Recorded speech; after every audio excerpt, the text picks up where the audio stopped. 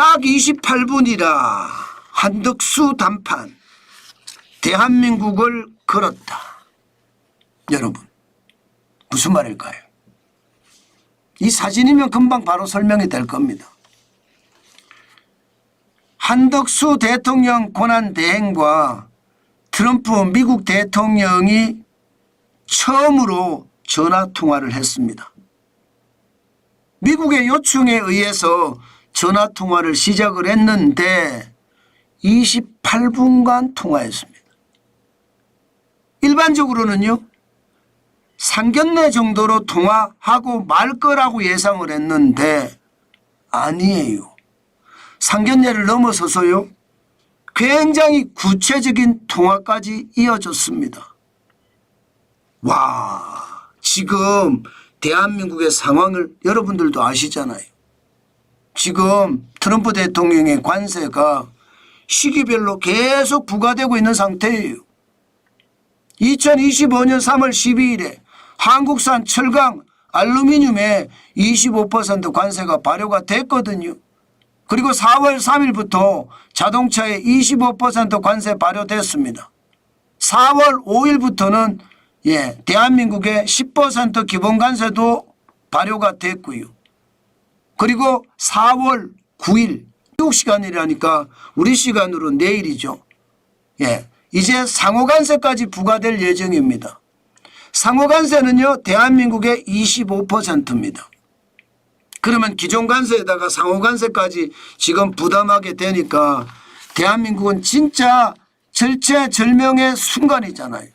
이 순간에 한덕수 권한대행과 도널드 트럼프 대통령이 그것도 상견례식으로 간단하게 통화를 한 것이 아니고 28분이라는 긴 시간을 통화했다는 것은 의미하는 바가 굉장히 큽니다. 게다가 말입니다. 처음에는 통역을 놓고 통화를 하다가 이 통화 와중에 그냥 영어로 그냥 통화를 했다는 거예요. 마음이 급했던 거죠. 제가 봐서는 대한민국의 대통령 권한 대행이기 때문에 한국어를 쓰는 게 원칙이에요. 그죠? 일반적으로는 원칙입니다. 그런데 그만큼 말입니다. 대화가 진지해지고 대화가 심도가 있어지니까 이게 뭐 통역을 기다릴 시간이 없었던 거죠. 본인이 주미대사까지 했고 하버드에서 경제학 석사 박사를 다 받은 사람이니까 경제는 잘하니까 트럼프 대통령에게 직격적으로 말을 한 거예요. 쉽게 말하면요, 한덕수 권한대행은요, 대한민국을 걸었다. 이렇게 얘기해도 저는 틀리는 말이 아니라고 생각합니다. 그 바람에 말입니다. 트럼프 대통령이 이실직고라고 해야 되나요? 다 불었어요. 대한민국의 협상카드를 다 불었습니다. 어떻게 불었느냐? 한국의 무역 불균형, 무역 적자 해소를 해라. 이렇게 아예 트럼프 대통령이 이야기를 했습니다. 지금 무역 적자 규모 미국 입장에서는 660억 달러라고 하거든요. 무역 불균형에 대한 이야기가 나왔고요. 또 관세에 대한 얘기도 미국산 수입품에 대해서 관세 차별을 하지 말자. 이것도 지금 나온 거고요. 또한 조선업에 대한 한국 조선업과 긴밀하게 협조하자. 이런 얘기까지 나왔습니다. 여기에 미국산 LNG, 액화 천연가스죠. 이거 구매해라. 또한 알래스카에 합작 투자도 제안을 했습니다.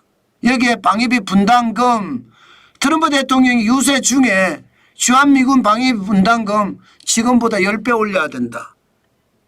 한국은 머니머신이다.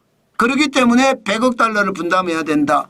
이런 이야기까지 했는데 그것을 다 구체화했습니다. 저는 이것을 보면서요, 한덕수 권한대행의 능력이 우리가 알고 있는 것보다 더 뛰어난 능력을 가지고 있는 분이 아닌가 그런 생각을 하게 됐습니다. 왜냐하면 첫 통화기 때문에 그것도 권한대행이에요. 그렇기 때문에 상견례식으로 짧게 통화할 수가 있거든요. 그런데 상견례식으로 또 짧게 통화한 것이 아니라 트럼프 대통령의 속내를 다 꺼내놓게 투자했어요. 이야기했어요. 28분간. 28분이면 여러분 굉장히 긴 시간입니다. 제가 세상을 바꾸는 뉴스를 1시간 조금 넘게 합니다. 세상을 바꾸는 뉴스의 절반가량 되는 시간을 통화했다고 하니까 굉장히 오랫동안 통화한 거죠. 그러면서 트럼프 대통령이 마지막에 한 얘기가 상황이 좋다. 예. 그러면서 한국의 최고의 팀이 지금 미국으로 날아오고 있다. 이렇게까지 이야기했습니다. 아마 정인교 산업통상자원부의 통상교섭본부장이 지금 미국으로 날아갔거든요.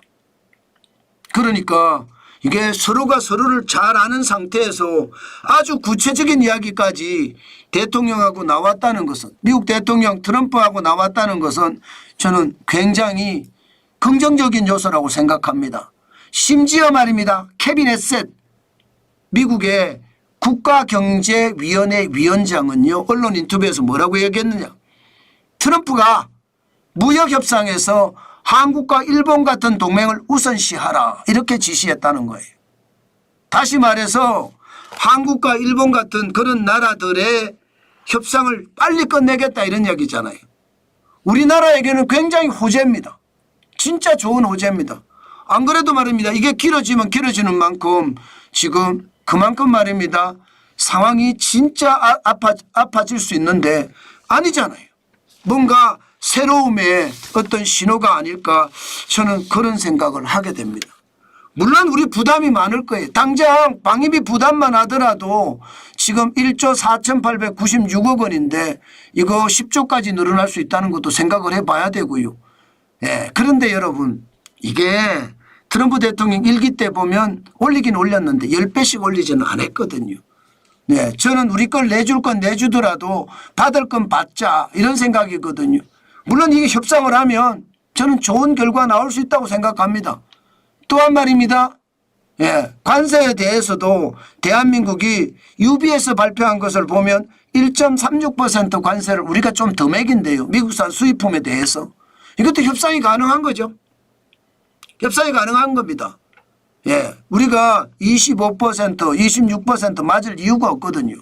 여기에다가 예, 대미 무역 수지 이 문제는요 해결하기가 굉장히 쉬워요. 왜 굉장히 쉽냐? 물론 중동과의 관계도 생각을 해야 되지만 중동에서 원유, 가스 수입하잖아요. 그죠? 그중에 일부를 예, 미국으로 돌리면 됩니다. 우리 예, 원유 수입이나 가스 수입이 굉장히 많거든요. 미국으로 돌리면 돼요. 장기적으로 안정도 되고요. 또 실어오는 거리가 멀기 때문에 그만큼 할인을 해달라고 하면 되는 거고요. 자, 이렇게 생각하면 한덕수 대통령 권한대행의 담판이 저는 굉장히 효과적이었다. 저는 그렇게 평가합니다. 그만큼 말입니다. 단순하게 상견례를 하고자 첫 통화를 하려고 했던 건데 이게 말이 길어져서 트럼프 대통령의 속내를 다 까게 만들었습니다.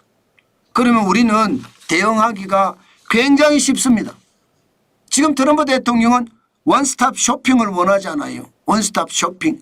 한꺼번에 다 해결하자는 거예요. 다 해결하자. 예, 무역 불균형 어떻게 할 거냐. 해결하고. 관세 어떻게 할 거냐. 해결하고. 조선업 어떻게 도와줄 거냐. 해결하고. 알래스카 합작 투자 어떻게 할 거냐. 해결하고. 방위비 분담 어떻게 할 거냐. 해결하고. 저는 생각했던 것보다가 지금 굉장히 쿨하다고 이야기해야 되나요.